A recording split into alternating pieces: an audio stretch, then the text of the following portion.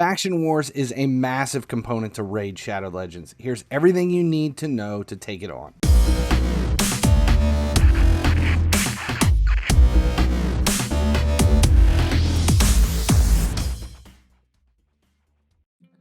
Finally, he sleeps here, and tonight we're taking a deep dive into Faction Wars. Everything you need to know to work your way through to level 21 of all the dungeons toward Lydia, the Death Siren. That's what you're working towards. That is the ultimate reward. First, though, make sure you subscribe here at YouTube. Turn on notifications so you never miss when a video goes live. It's such a small thing, and it really does make a big difference on the channel, so please make sure you hit that button. Let's see. There's a lot going on in Faction Wars.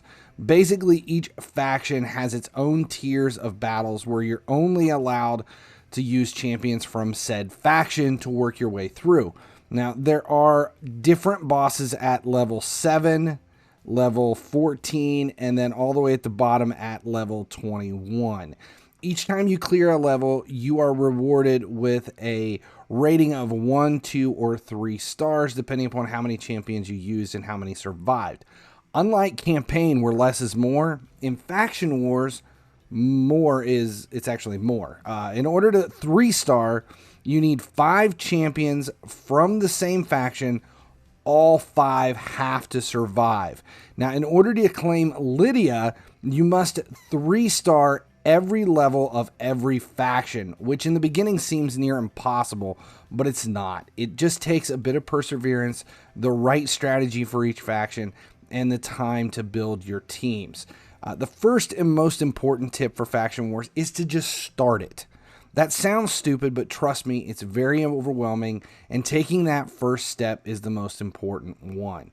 Now, each day, do what you can do. Even if you only have a couple of champions for each faction in the early stages, you'll be earning resources that will help you advance through the game, and as you continue to collect more and more champions, the factions will get easier and easier. You do not need all epics or even all legendaries to take on even the higher levels of each faction. You just need to work toward building teams that cover the roles you'll need to advance. You'll be bringing 5 champions with you for every battle, and as a rule, you'll want to build your teams towards the following. You'll need at least 1 damage dealer. That's going to be somebody who has heavy damage, probably an attack type champion, focused on crit rate and crit damage, hitting as hard as possible. You'll need at least 1 support champion, which could be a healer or a reviver, or maybe you have one of each, probably in a bolster or shield set. Their whole purpose is to just keep everyone in the fight. Now, finally, you need at least 1 champion for crowd control. This is usually someone with an AoE debuff like stun, sleep, weaken, decrease speed, decrease defense, etc., or a combination thereof. This sets up the wave so your damage dealer can knock them down. As for kits, you'll obviously want to have at least 1 champion in bolster, maybe another one in shield. It's other mainstays that you've heard people talk about, which aren't bad, are regen and immortal, but I personally prefer to put everyone in lifesteal besides my bolster champion. And then for the loadout for the remaining 2 spots, either speed, accuracy, or perception to just round it all out. That'll keep everyone in the fight as you advance. Now remember, you do not need legendaries, you just need 5 from each faction. So focus on the roles and just start somewhere. It's not a sprint, it's a marathon, and you have to get off the couch to enter the race. Now the bosses seem intimidating at first, but once you understand each of them, their skills and their weaknesses, you'll be fine to take them on. Now, there are 5 different bosses based on their color. We have red, purple, green, blue, and yellow. The red boss is all by herself. She has no minions. It's just the boss. She has an A1 that only targets the weakest champion, but it ignores defense, and that hit that she's going to take on her A1 is heavy, though. It is based on enemy max HP, so the more HP your champion has, the more damage they're going to take. Now her 8-2 is a self-cleanse and an AoE that puts stun on everyone except one, and that one is going to get True Fear. If then, after the True Fear gets laid in on that one odd champion, it grants her an extra turn, and she's going to use her A1 for that. Now her passive is a turn meter bump. For every 1% of HP she loses when she's attacked, her turn meter goes up 2%. Now that means decreased speed and decreased turn meter champs will help slow her down when you face against this boss. You'll need high HP, probably a reviver on your team, and maybe consider the low HP shield technique. Now that's in a separate video. I'll make sure the link to that one is in the description though. That is the low HP shield technique. The red boss is the only one that does not feature minions, and the only one that the low HP shield technique is going to work for. The purple boss has a deadly A2 and a game-changing A3 that you'll have to deal with. She has 2 minions. The first one lays down provokes on your champions, and the second one gives your champs the leech debuff. As a general rule, when dealing with the bosses that have minions, you're going to want to deal with the minions first, then go after the boss. The boss has an A1, which is an AoE that places fear. Now her A2 is a 3-turn cooldown AoE that steals all buffs and then transfers her debuffs onto your whole team. Now this is a dangerous one if you're bringing heavy buffs and debuffs to this fight. Her A3 is even worse because it's a 12-turn cooldown HP exchange effect.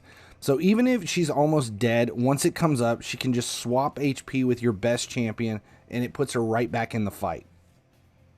Besides dealing with the minions first, if you can freeze, stun, or sleep them to slow them down, that'll help more so than wasting a bunch of turns trying to kill them off.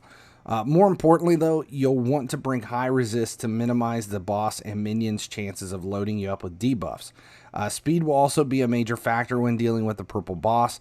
You do not want her using her A3. Alright, now in my opinion, the purple boss is the most challenging, but that shouldn't take away from the dangers in facing the other 4. The green boss brings HP burn and poisons to the match just to spice things up. Here, her A1 hits the weakest.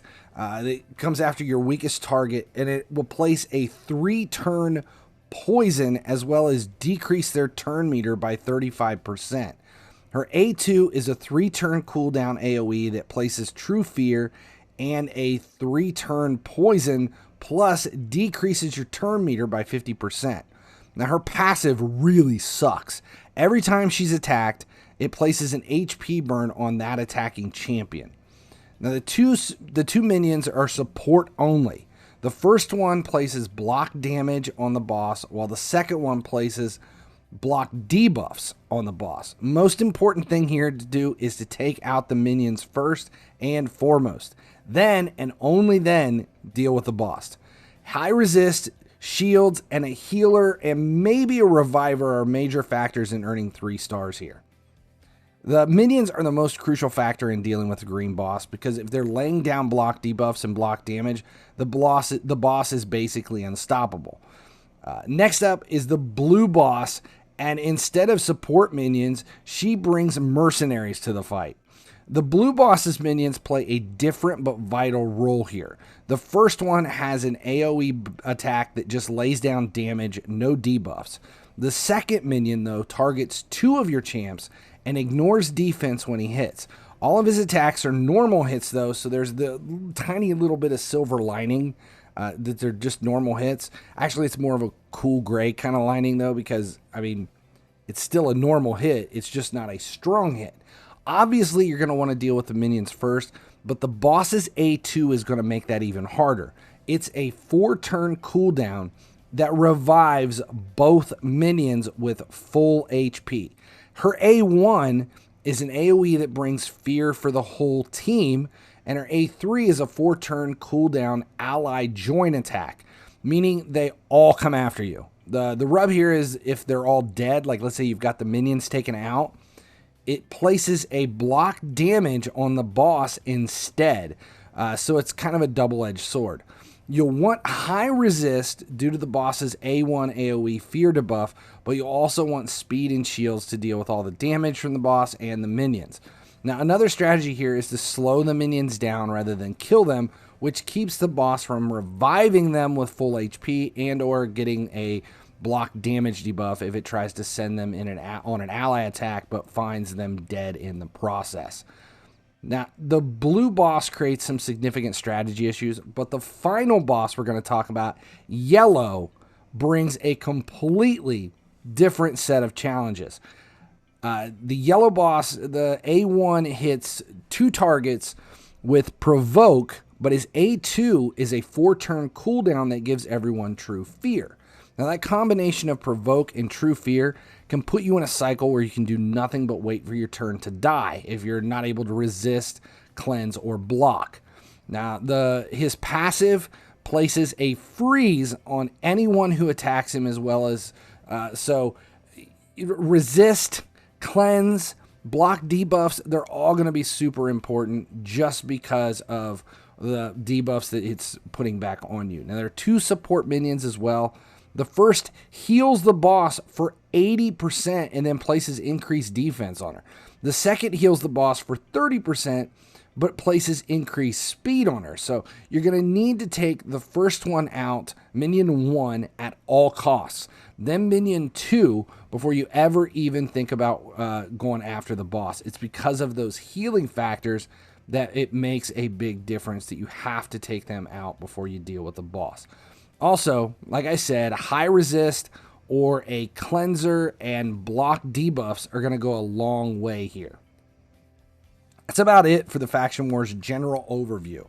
Just start somewhere and slowly put together teams to climb through the ranks. It will get easier before it gets harder, but before you know it, you'll have Lydia in your squad. Trust me. This is the first video in a full series on Faction Wars here on my YouTube channel. There are videos that are devoted to level 21 for all stages as well, showing which champions I used and the strategy for each one. There's also a separate video in the series for the low HP shield technique specific to the red bosses throughout Faction Wars, so you're going to check that out as well. If this information helped you along the way toward your run to get Lydia the Death Siren, please consider subscribing here on YouTube. It's a small gesture that goes a long way toward the growth of the channel. I'm Finally He Sleeps. Thanks for hanging out. And as always, as long as you guys keep watching, I'll keep making videos.